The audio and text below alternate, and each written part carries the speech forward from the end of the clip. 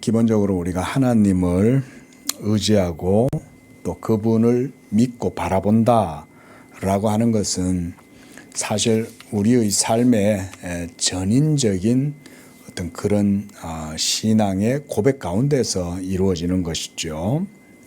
전인적인 고백. 그러니까 하나님 앞에서 우리의 전 존재가 그분 앞에 믿음으로 나아가는 거 아닙니까?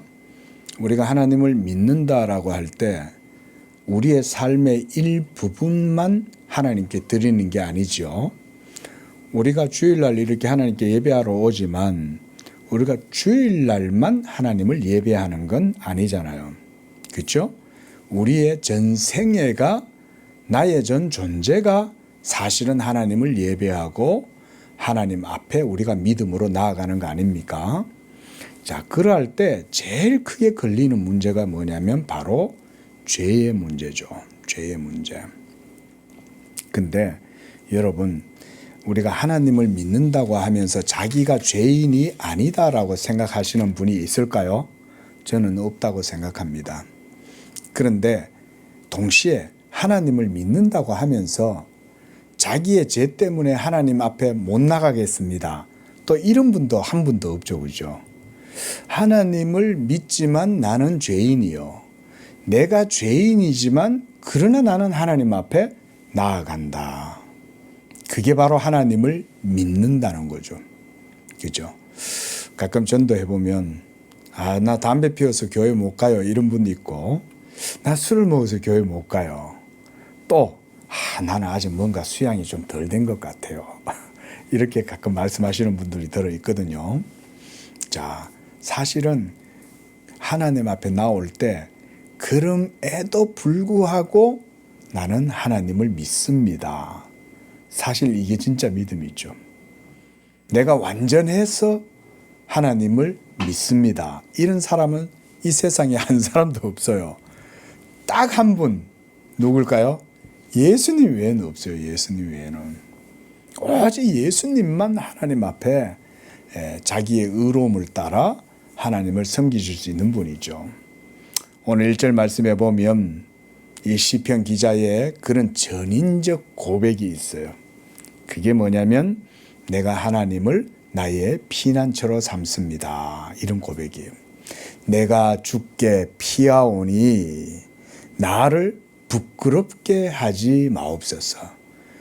자, 하나님을 의지해서 하나님께로 나아가는데 내 속에 죄가 있는 거죠. 그러니까 부끄러운 거죠. 그런데 그럼 그 부끄러움 때문에 하나님 앞에 안 나가냐? 그게 아니죠. 나가죠. 그런데 하나님께 뭐라고 말합니까? 나를 부끄럽게 하지 마옵소서. 여러분, 우리가 하나님 앞에 죄인의 모습으로 우리의 전 존재가 주님 앞에 나아갈 때 우리가 주님 앞에 부끄러움을 당하지 않는 이유는 뭘까요? 우리의 의로움 때문일까요? 그건 아니죠. 그렇죠? 그러면 어떻게 우리는 하나님 앞에 수치, 부끄러움 이런 거 없이 나갈 수 있겠습니까? 그렇죠. 그 예수 믿음으로 나아가는 건데 그걸 다른 말로 해보면 하나님의 사랑과 자비를 의지하기 때문에 나갈 수 있는 거죠. 그죠? 이건 이런 얘기예요. 자녀가 부모님한테 잘못했어요. 그럼 그 자녀는 부모님 앞에 안 나갑니까? 나가죠. 그죠? 잘못해도 혼날 줄 알면서도 자녀는 부모님한테 나아가죠. 우리 죄인들이 하나님 앞에 그와 같다고 생각하시면 돼요. 그래서 1절에서도 이 시편 기자는 자기 속에 연약함과 죄가 있음에도 불구하고 나는 주님께 피합니다. 왜냐하면 주님은 나의 연약함과 죄가 있음에도 불구하고 나의 의가 되어 주실 수 있고 나의 변호사가 되어 주실 수 있고 나의 도움이 되실 수 있기 때문에 그래서 내가 주께 피하나이다. 이런 고백인 거예요. 저는 우리가 바로 하나님을 이런 상태 속에서 믿는다고 봅니다. 이게 바로 우리의 믿음이고 우리가 하나님 앞에서 전 존재를 하나님 앞에 모두 내려놓고 그분을 믿는 거죠. 사람들이 예수님을 못 믿는 이유 가운데 하나가 그거예요. 자기의 전 존재를 하나님 앞에 못 내려놓는 거예요. 가만히 들여다보면 자존심이죠. 그래 나라고 내 속에 내 삶에 결점이 없겠어? 털어서 먼지 안 나는 사람 어디 있어? 다 있지. 요 정도는 인정해도 이걸 하나님한테까지는 안 들고 나오죠. 그래서 자기의 죄를 하나님 앞에는 고백하지 않아요. 근데 오늘 시편 기자가 1절 하반절을 보세요. 이런 고백을 해요. 주의 공의로 나를 심판해달라는 거예요. 뭐야? 뭐라고 얘기해요? 1절에서? 예. 공의는 원래 우리를 판단하잖아요. 그죠? 근데 여기서는 시편 기자가 하나님의 공의를 심판의 수단으로 삼는 거예요. 구속의 수단으로 삼는 거예요. 구속의 수단으로 삼고 있잖아요. 바로 이런 게 예수 믿음이에요. 우리가 예수님을 믿는다는 말은 하나님이 예수님을 통해서 우리의 모든 죄를 씻어주고 그래서 우리로 하여금 수치를 당하지 않도록 해주신다는 거잖아요. 그렇게 함으로써 우리를 죄 용서하실 때 공의가 우리로 하여금 이 모든 죄에서 구속함을 얻게 하는 거죠. 이게 예수 믿음이에요. 놀라운 고백이죠. 일반적으로 사람들은 공의라 그러면 justice다 그러면 그 공의 앞에서 우리의 죄가 누구나 다 드러나거든요. 그러나 2절도 보십시오. 그의 고백은 계속됩니다. 바로 하나님을 그렇게 자기의 반석 산성으로 그는 고백하기 때문에 내게 귀를 기울여서 건지시고 견고한 바위와 구원하는 산성이 되어 주십시오. 이게 우리의 하나님께 대한 믿음입니다. 이게 예수 믿는 믿음입니다. 여러분 우리가 예수를 믿는다는 것과 오늘 시편 기자의 이 신앙 고백은 동일한 겁니다. 그래서 이런 견고한 바위, 구원하는 산성 이렇게 하나님이 그런 분이 되어서 자기를 건져달라는 말은 죄로 말미암아 당하는 모든 어려움, 고난 그 속에서도 내가 나를 잃어버리지 아니하고 흔들리지 않는 가운데에 하나님의 불변한 사랑과 은총과 능력으로 보호해달라 이런 말이에요. 사실 우리는 얼마나 연약합니까? 그렇죠? 좀 건강하고 돈 좀 있고 뭔가 내가 하는 모든 일들이 다 하는 일마다 잘 되고 이럴 땐 우리가 기분이 좋고 하나님이 나와 함께 하는 것 같고 예? 그러면 내가 정말 쨍하고 해뜰 날 이런 형통한 삶을 살 때는 좋은 것 같지만 조금만 어려움 생기면 우리는 의심하고 불안해하고 염려하고 두려워하고 하나님이 계신데도 하나님이 안 계신 것처럼 생각 들고 그래서 인생길에 나 혼자밖에 없는 것 같고 나 혼자 지금 마치 어디 외딴 섬에 혼자 떨어져 있는 듯이 그런 고독 속에 사로잡히고 이게 우리의 연약함이거든요. 근데 여러분 자기의 전인적 삶을 하나님 앞에 드리고 하나님을 의지하는 사람들은 그때 믿음이 효력을 발휘합니다. 고난을 견디는 사람, 정말 어려운 그런 고통 속에서 그걸 견디는 사람, 정말 그런 분들 있잖아요. 저는 어려서 그 송명희 시인이 제가 있던 교회에 와서 이제 간증도 하고 그런 걸 제가 어릴 적에 본 적이 있는데요. 그때 참 어릴 때, 저러고 어떻게 사냐? 밥도 혼자 못 먹어요. 밥도. 그런데 또 그분이 또 여성이잖아요. 그 또 여성의 입장에서 얼마나 그 마음이 연약하겠어요. 그 자기의 그런 모습을 보면서 얼마나 그분이 깨어지고 무너졌을까. 그 슬픔은 누구도 이해 못할 거라고 봐요. 근데 그분이 위대한 시를 짓잖아요. 나 가진 재물 없으나 나 남이 가진 지식 없으나 이러면서 자기는 그런 것이 없어도 공평하신 하나님이 나 남이 가진 것 다 없어도 다른 사람 없는 건 나 가졌네. 그 유명한 시잖아요. 그분의. 남이 가지지 못한 걸 하나님 나한테 주셨다. 그래서 오히려 내가 가진 이 모든 여러 가지 불합리하고 온전치 못하고 부족하고 이런 육체적 여러 가지 모습들 이거 다 오히려 하나님이 이것을 하나님의 은혜를 누리는 수단이 되게 하셨다. 야, 여러분 어떻게 그런 고백이 나오겠냐 이거죠. 그뿐 아니죠. 닉 부이지치 이런 분들 보면 두 다리 이런 거 다 잃어버리고 살아가잖아요. 근데도 전 세계를 돌면서도 다른 사람들의 삶에 감동을 주고 참 강연을 하면서 다니잖아요. 참 이게 믿음이라고 하는 게 저는 그럴 때 발휘가 된다고 봐요. 저는 시편 기자가 가지고 있는 믿음은 바로 그런 거다. 바로 우리 예수 믿는 성도들이 가진 그 예수 믿음이 바로 이런 거다. 그래서 시편이 제일 은혜로울 때가 언제냐면 시인과 같은 깊은 고통 속에 있을 때 이 시편이 은혜가 돼요. 즐거울 땐 시편이 별로 안 다가와요.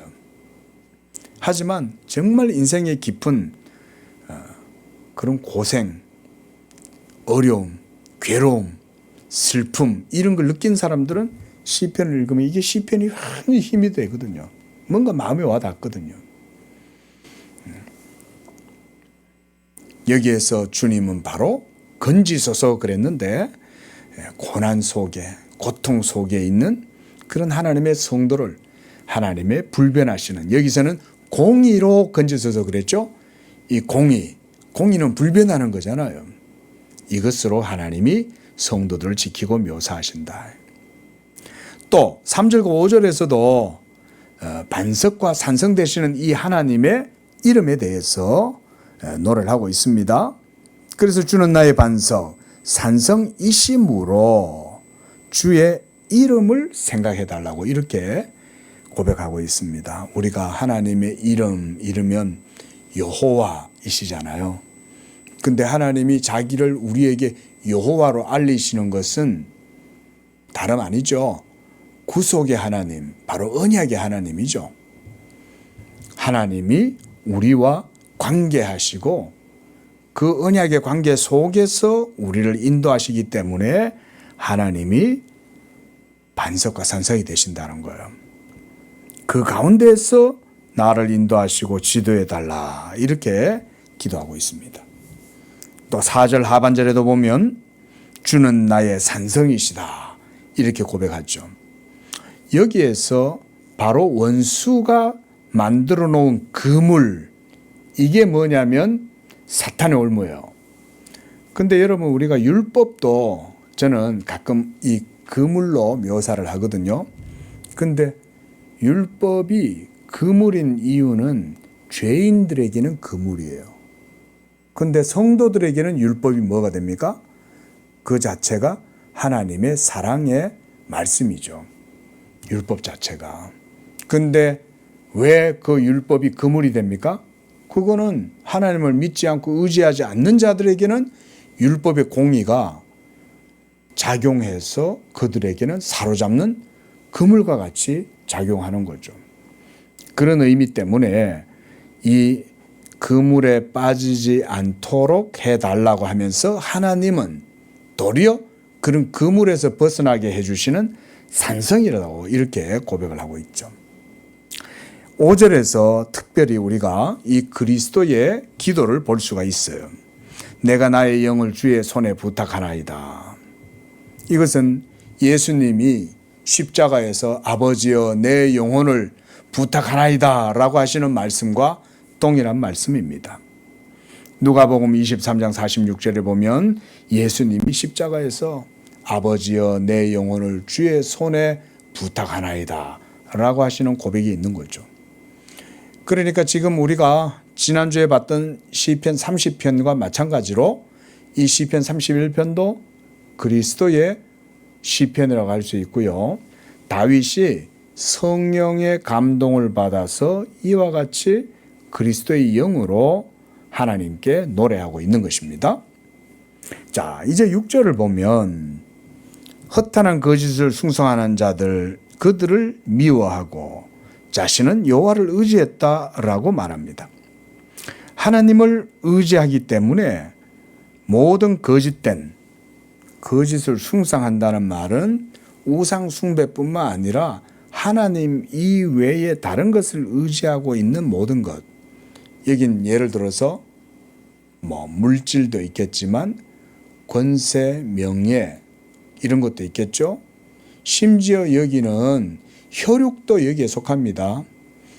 우리나라 분들은 보면 우리 집안 이런 게 또 있잖아요. 우리나라 우리 우때 어른들 보면 꼭 그래요. 예? 우리 집안 이런 거 이 유교에 익숙해져 가지고 말이죠. 공동체를 중요하게 여기는 것 자체는 좋은데 여러분 그것도 하나님보다 더 중요하게 여기면 안 돼요. 예? 하나님보다. 그리고 이제 7절 하반절에도 보면 나의 고난을 보시고 환난 중에 있는 내 영혼을 아셨다라고 이렇게 말씀하면서 원수의 수중에 가두지 아니하시고 내 발을 넓은 곳에 세우셨다 이렇게 고백하고 있습니다. 이것은 바로 모든 죄와 사망의 굴레에서 벗어나게 하시고 그렇게 해서 이제 넓은 곳, 이것은 그런 억압, 속박 이런 것에서 해방된다 이 말이죠. 율법의 진노와 저주에서도 하나님은 속박하고 사망에서 그리스도를 이끌어내시잖아요. 지난주에 나를 사망에서 이끌어내소서 그러죠. 진토에서 이끌어내달라 이렇게 고백하는 것처럼 여기서도 바로 그런 말씀들을 하시는 거예요. 자, 이스라엘 백성들 하나님이 애굽에서 이끌어내어 가나안 땅으로 들어가게 하시죠. 그것도 사실은 구원의 한 과정을 보여주는 겁니다. 우리도 이 애굽이라고 하는 이 세상에서 살아가고 있습니다. 그래서 이 애굽과 같은 이 세상에서 죄의 노예가 되어서 사망 아래에서 살아가고 있는 우리, 그걸 애굽이라고 생각하면 하나님이 이런 애굽과 같은 세상에서 우리도 이끌어내어서 바로 넓은 곳, 자유와 해방, 바로 그 가운데로 가게 하고 우리에게 있어서는 가나안 땅은 천국이죠. 그죠? 그 천국으로 들어가게 하신다. 자, 이제 10절 말씀입니다. 여호와여 내가 고통 중에 있사오니 그랬습니다. 저는 그리스도의 영으로 다윗이 이렇게 그리스도의 고통을 말하고 있다고 봅니다. 여러분 예수님이 한번 상상을 해보십시오. 말씀이 육신이 되셨잖아요. 그죠? 자, 신성은 거칠 게 있어요? 없어요? 없죠. 그렇죠? 신성은 충만한 하나님 그분 자신이신데 거칠 게 없잖아요. 그러니까 그런 하나님의 본체의 형상이셨던 하나님의 아들이 사람의 몸을 입으시고 육체 안에 제한된다. 한번 생각해 보십시오, 여러분. 그죠? 그런 거 생각해 보셨어요, 우리 성도님들? 여러분, 예수님이 사람이 되었다 하니까 사람이 되셨구나 이 정도만 생각하지 하나님의 무한하고 충만하신 그의 신적 본질이 그 인성 안에 들어가서 거주하신다. 여러분, 그게 얼마나 답답하겠어요. 그죠? 그거 생각 안 해보셨죠? 얼마나 답답하겠어요. 게다가 밥 안 먹으면 배고프지. 그죠? 그러니까 뱃속에서 예수님 뱃속에서도 꼬르륵 소리가 났을 거 아니에요. 예? 또 갈릴리 해변에 다니시면서 막 전도 사역하고 다니시다 보니까 또 어떻게 돼요? 저녁이 되면 피곤하죠. 그러니까 고물에 누워가지고 또 곤히 또 주무시는 거죠. 풍랑이 그렇게 일어나 쳐도 예수님이 그냥 너무 피곤하니까 제자들이 깨워도 이제 못 일어날 정도로 예수님이 그렇게 피곤하셨던 거예요.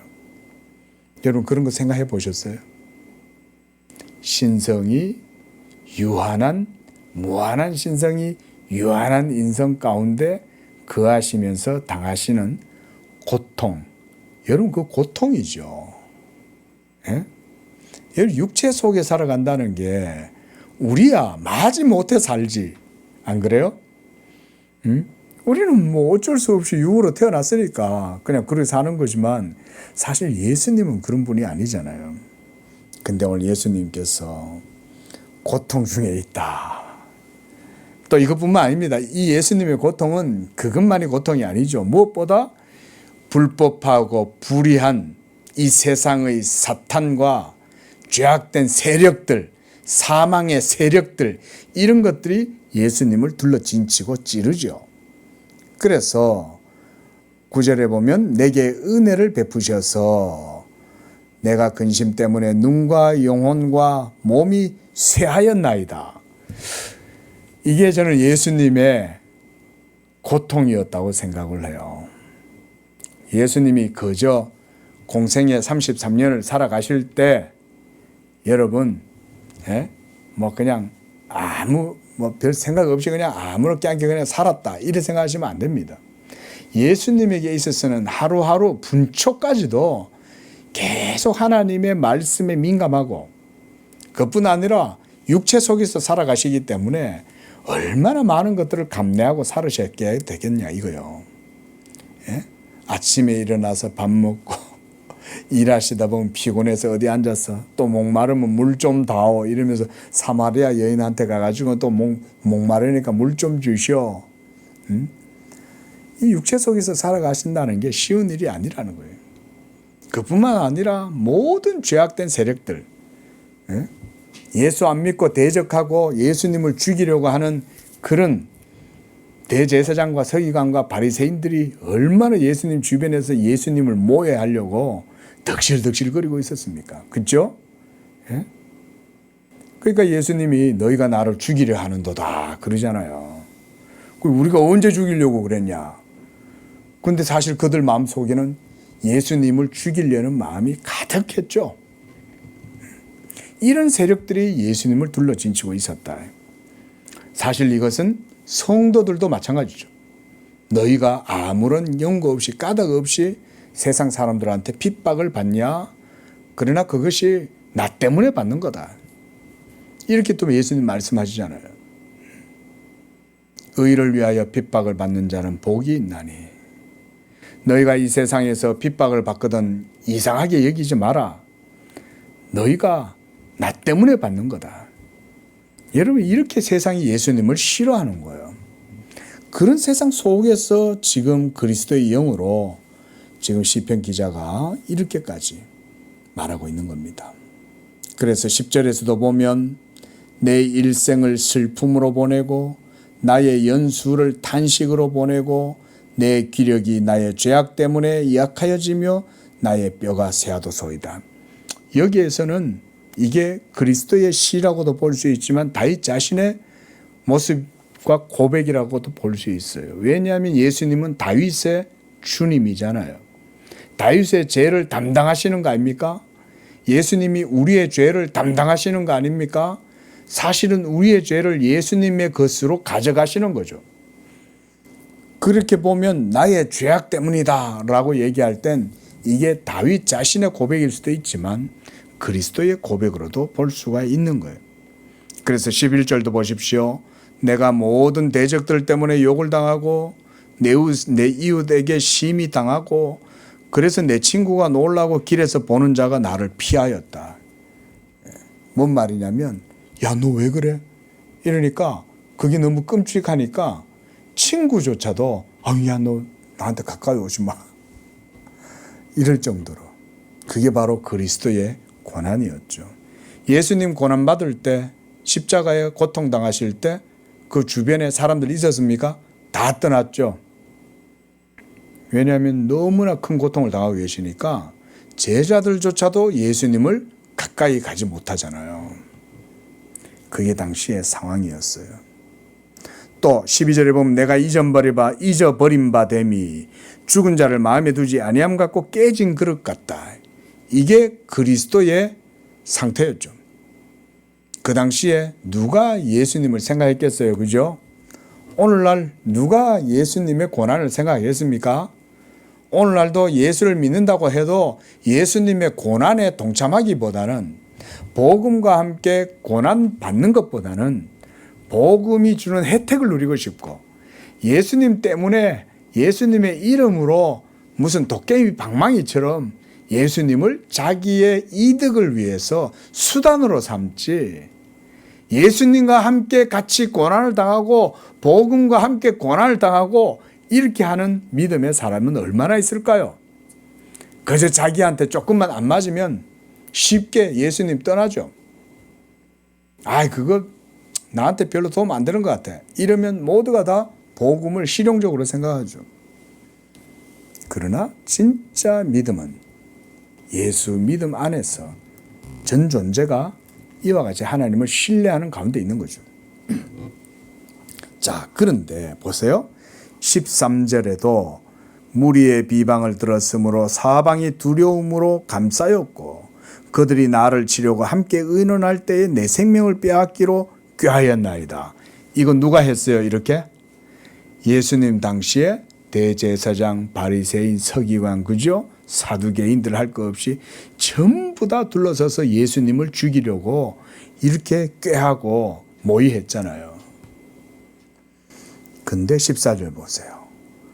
그러해도 그 상황 속에서도 나는 주께 의지하고 주는 내 하나님이시라. 자, 예수님 십자가에서 엘리 엘리 라마 사박다니 이렇게 하나님께 외치죠. 그 엘리 엘리 라마 사박다니 그게 무슨 뜻이라 그랬습니까? 나의 하나님이죠. 그렇죠? 그러니까 예수님이 나의 하나님 나의 하나님 이렇게 고백하시잖아요. 지금 여기서도 똑같아요. 14절도 보세요. 주는 내 하나님이시니 내가 주께 의지하고 이렇게 말하죠. 이게 바로 그리스도의 시편이라 이거예요. 예수님도 나의 하나님 그러잖아요. 바로 그 하나님이 전능하신 주 여호와 하나님 아버지를 향해서 나의 하나님 이렇게 고백을 하는 겁니다. 그래서 15절도 계속 그런 내용이에요. 내 원수들과 나를 핍박하는 자들 손에서 나를 건져 주소서. 또 15절도 주의 얼굴을 주의 종에게, 여기에서는 1차적으로는 다윗이라고 볼 수 있지만 시편 기자는 여기에서 주의 종 이러면 여호와의 고난받는 종 이렇게 생각하시면 됩니다. 바로 그리스도에게 비추사 주의 사랑하심으로 하나님의 그리스도를 구원하소서 이런 말이에요. 이번 주에 제가 이제 우리 목사님들을 좀 만나는 시간이 있어서 잠깐 만났다가 이 얘기가 잠깐 나왔어요. 어떻게 예수가 하나님께 구원받냐? 어떻게 예수가 하나님께 자기를 구원해 달라고 그러느냐? 이렇게 그거 이상하다. 그래서 그게 아니다. 성경에 보면 그리스도가 하나님께 자기를 구원해 달라고 말한다. 근데 예수님은 하나님인데 어떻게 구원해 달라고 그러냐? 그게 아니라 그가 믿는 자의 중보, 우리 하나님의 언약 백성들의 대표, 그래서 우리의 머리가 되시고 그래서 중보자의 위격으로 하나님께 구원해 달라고 하시는 거다. 그때 그리스도가 구원받는다는 말은 결과적으로 예수 믿는 우리도 그리스도와 함께 이 하나님의 구원의 은혜를 누리는 거죠. 그죠? 그렇게 여러분들이 신학적으로 생각을 하시면 됩니다. 그래서 이런 시편을 읽을 때마다 여러분이 예수님을 생각하시면 돼요.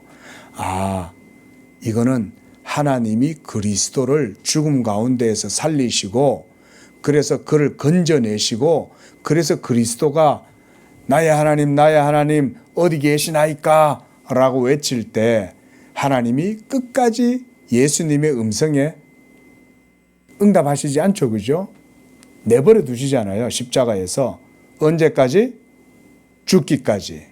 그런데 그가 사망 가운데 진토 가운데 있을 때 흑암 가운데 있을 때 하나님이 그를 다시 어떻게 하셨어요? 살리신지라 그러죠. 이런 얘기예요. 그때 하나님이 그리스도를 사망에서 건져내시는 거예요. 그때 건져내실 때 그가 바로 언약의 중보자, 그래서 언약의 대표, 그래서 우리 믿는 자들의 대표로서 하나님이 그리스도를 건지신다, 이런 말이에요. 그리고 그를 모든 이름 위에 뛰어난 이름이 되게 하시죠. 그러면 그리스도가 모든 이름 위에 뛰어난 이름이 되고 하나님 보좌 우편에 앉으시면 그와 함께 십자가에 못 박혀 죽었던 우리들도 그와 함께 하나님 보좌 우편에 앉게 되겠죠. 그렇죠? 그래서 사도 바울은 그 얘기를 해요. 너희가 그리스도와 함께 십자가에 못 박혀 죽고 또한 그와 함께 하나님 보좌 우편에 앉히셨느니라, 이렇게 표현해요. 그게 바로 예수 믿는 우리 성도들의 하나님의 구원의 은혜예요. 그리고 그건 지금 현재 우리에게 이미 성취가 됐어요. 여러분, 감이 오실지는 잘 모르겠지만 성경은 그렇게 말해요. 지금 이 시대에, 신약의 시대에 예수 믿는 성도들은 이미 그리스도와 함께 하나님 보좌 우편에 앉았다, 이렇게 말합니다. 그게 지금 우리 눈에는 그렇게 안 느껴지죠. 그죠? 우리가 이 앉아 있는데 뭐 하나님 보좌 우편에 앉아 있다고 자꾸 그러시냐. 여러분, 그래서 우리가 믿음의 눈을 크게 뜨고 믿음의 눈을 끌어올려라 이거예요. 여러분들의 믿음을. 뭐 졸리셔서 얼마나 힘드시겠어요. 이 답답한 설교 듣고 있느라고. 그래도 여러분, 요 말만 딱 들으면 돼요. 그러면 이번 설교는 성공한 거예요. 우리는 이미 그리스도와 함께 하나님 보좌 우편에 앉았다. 거기는 그리스도께서 계시고 우리 믿는 자들도 여기 있는 것 같지만 이미 우리도 그리스도 안에서 그리스도의 영으로 벌써 하나님 보좌 우편에 같이 벌써 앉았느니라 그래요. 사도 바울은 그렇게 고백해요. 그럼 그때 우리는 뭘 해야 되냐면 우리의 믿음을 요 정도 수준이 아니라 저 위로 끌어올려 갖고 그걸 바라봐야 된다, 이 말인 거예요. 그거를. 자, 그래서 쭉 넘어와서 그 16절 하반절에 보면 주의 사랑하심으로 그랬죠. 이것도 사실은 뭐 저는 교리적으로도 깊은 의미가 있다고 봐요. 하나님이 우리를 십자가에서 그 사랑을 확증하셨잖아요. 그렇죠? 간단하게 얘기하면 그런 거예요. 십자가에서 자기의 사랑을 확증하심으로 우리가 구원받죠. 바로 예수로 말미암아 우리가 죄사함에서 해방되잖아요. 모든 율법의 올무에서 벗어나잖아요. 그러니까 사탄도 여러분들 못 건드려요. 진짜 여러분. 여러분이 하나님 보좌 우편에 앉아 있는 것도 실제이고 그러면 사탄도 여러분 못 건든다니까요. 사탄이 못 건든다라는 건 조금 더 실제적이지. 하나님 보좌 우편에 앉아 있다는 말은 별로 감히 정말 그럴까 이런 생각이 들지 모르지만 그래도 이 땅에 살 땐 사탄도 못 건드려요. 네, 여러분 그게 얼마나 큰 권세인지 아세요? 여러분 악마에 사로잡힌 사람 못 보셨죠? 악마에 사로잡힌 사람들 보면 불쌍합니다. 여러분 이런 얘기 무슨 호러 영화에서나 나오고 무슨 귀신 나오는 그런 영화에서나 나올 법한 이야기 같죠. 여러분은 그리스도의 은혜 안에서 살아가니까 그런 거를 모르는 거예요. 이 세상에 정말 하나님 없이 살아가는 영혼들은요, 사탄이 지 마음대로 해집고 돌아다녀요. 여러분 끔찍합니다. 우리가 얼마나 이 그리스도의 구속의 은총 아래에서 하나님이 우리를 지키고 보호하시는지 참 우리가 좀 그걸 깊이 좀 생각을 해야 됩니다. 왜 여러분 보세요. 예를 들어 신천지도 사실은 귀신의 영에 사로잡힌 거예요. 그게 제정신입니까? 그죠? 제정신이 아니잖아요. 통일교 여러분 그 제정신으로 그거 가겠습니까? 예? 저기 정명석이가 그런 데잖아요. 지 따라온 여신도들 전부 다 스트립 걸처럼 춤추게 하고 여러분 그런 거 하겠어요? 우리 같으면 상상도 못할 일이잖아요. 근데 그 사람들요 서울대 다녀요. 엘리트들이에요. 근데 그런 사람들은 그렇게 비참하게 귀신의 영에 사로잡혀가지고는 그런 이단 교주의 사술에 딱 걸려가 있는 거예요. 못 빠져나와요. 그래가지고는 요즘 인터넷에 보니까 그 정명석이한테서 벗어났던 그 신도가 마치 커밍아웃 하듯이 아유, 생긴 것도 아주 미녀예요. 그분이. 생긴 것도 얼마나 이지적으로 생기고 미녀인데 자기가 그 교주한테 몸 뺏기고 인생 뺏기고 그거를 다른 사람을 위해서 자기 얼굴 공개를 하는 거예요. 근데 그분은 벌써 세월이 수십 년이 훌쩍 지났어요. 한 사람 인생이 완전히 망가진 거죠. 그냥 평범하게 그 예쁜 미모 가지고 좋은 남자 만나가 좋은 회사원 만나가지고는 그냥 평범하게 애 낳고 살아도 되는데 그런 삶을 사는 거예요. 비참하게.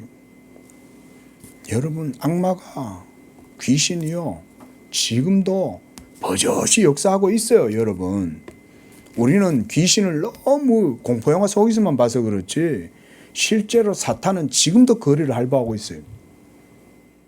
가다가 도를 아십니까? 이러면 벌써 이 귀신의 영에 사로잡힌 거죠.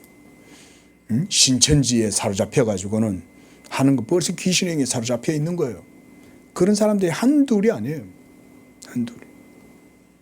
그런데 이렇게 주의 사랑에 그 구원의 은총 가운데 있는 자들은 하나님이 다 지켜주니까 사탄의 올무, 죄악된 세력, 이 모든 것에서 건져내 주시는 거예요. 이렇게 시편을 보면 와, 이게 진짜 하나님이 자기 택한 백성들에게는 이렇게 구원의 은혜를 베풀어 주시는구나.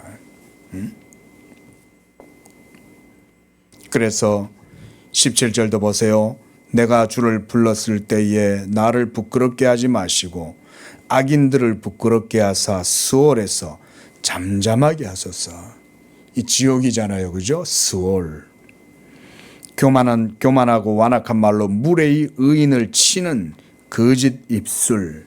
이거 예수님을 막 그저 치잖아요. 예수님의 볼기를 막 때리고 이러면서 네가 메시아냐?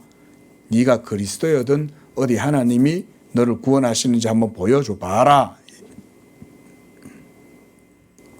그러나 19절 주를 두려워하는 그런 자들을 위해서 쌓아두신 은혜, 곧 주께 피하는 자를 위해 인생 앞에 베푸신 은혜가 어찌 그리 큰지요.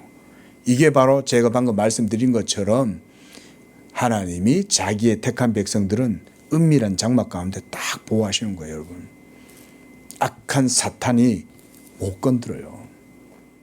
여러분, 사탄은 정말 무서운 존재입니다. 근데 우리는 무서워하지 않죠.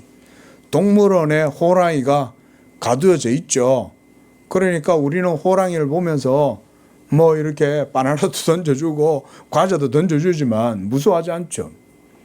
하지만 그게 풀려나면 얼마나 무섭겠습니까, 여러분. 사탄이 우는 사자처럼 삼킬차를 찾아 두루다닌다 그랬다고요. 성경은 그렇게 얘기하잖아요. 지금도 두루다니고 있어요.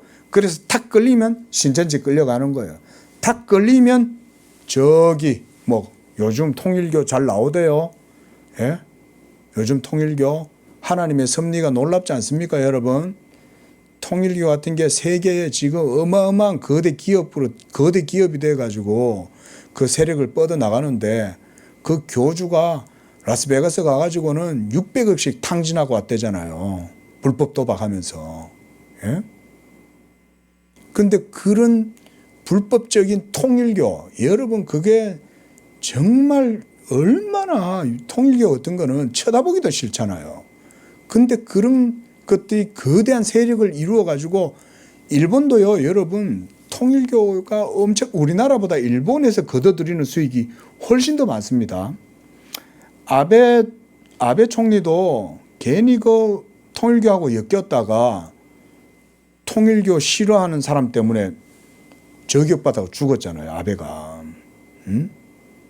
일본에서 거둬들이는 그 돈이 우리나라보다 훨씬 많아요. 일본은 또 온갖 그런 미신이나 잡신들 많이 생기거든요. 근데 그 통일교가 일본 가서 그렇게 성공할 줄 어떻게 알았어요? 그렇게 거둬들인 돈 가지고 국제 세탁해 가면서 그 돈을 어떻게 하겠냐고요. 그러니까 왕궁을 지어놓고 위치하기 짝이 없지. 그 산중에다가 말이죠. 그걸 왕궁이라고 거기다 지어놓고 다리 쩔룩쩔룩 거리면서 할머니가 좀 있으면 죽을 거 아니에요. 그런데도 우리 인생들은 그 끌려가죠. 여 와서 이런 말씀 들으면 안 끌려갈 텐데 안 오잖아.